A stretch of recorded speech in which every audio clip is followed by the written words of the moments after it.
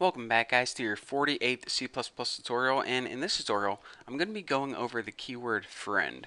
So basically every class can have friends, and a friend of the class is something that's totally separate from the class, but it still has access to the stuff inside your class like your variables and your functions.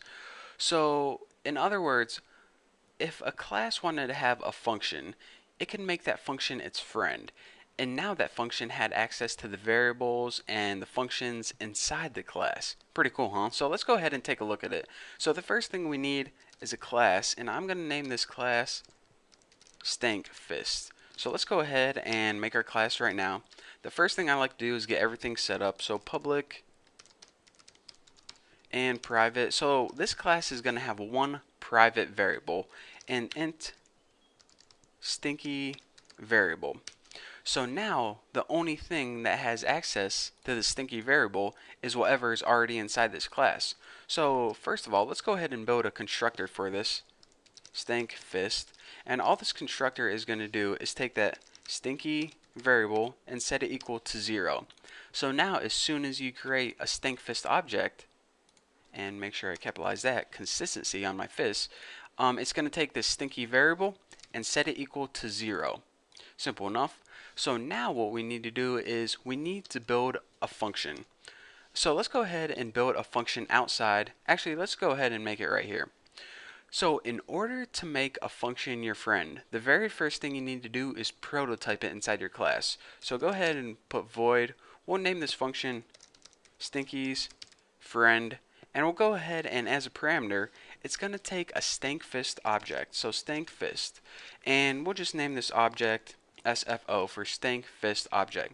So as a parameter it's going to take an object of this class. So you're saying, alright, so that's all you do in order to make it your friend, prototype it inside your class? Well, no. In order to make this function a friend of this class, before the prototype you need to type the keyword friend. Now this function has access to everything inside this class because it's its friend. So now when we go ahead and copy this and paste it and create it, we can use the Stinkfist object to access all the stuff inside the Stinkfist class. Pretty cool, huh? So first of all, let's go ahead and change this stinky variable equal to something. So using our Stinkfist object, let's go ahead and access the stinky variable and set it equal to 99 or something different than 0. And now let's go ahead and just print it out on the screen. Cout SFO stinky variable end line. So basically what this does is, even though there is a function right here, you can see that it's totally different, totally outside this class.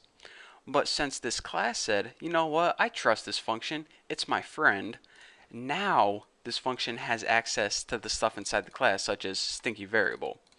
And another thing I want to point out before I go on, a class has to give away its friendship. For example, this function and this function can't demand to be friends with this class. That's why you don't have the friend keyword right before it.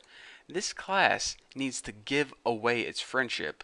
Other places just can't take it. It's kind of like real life. You can't make someone be your friend. They have to accept you into being your friend.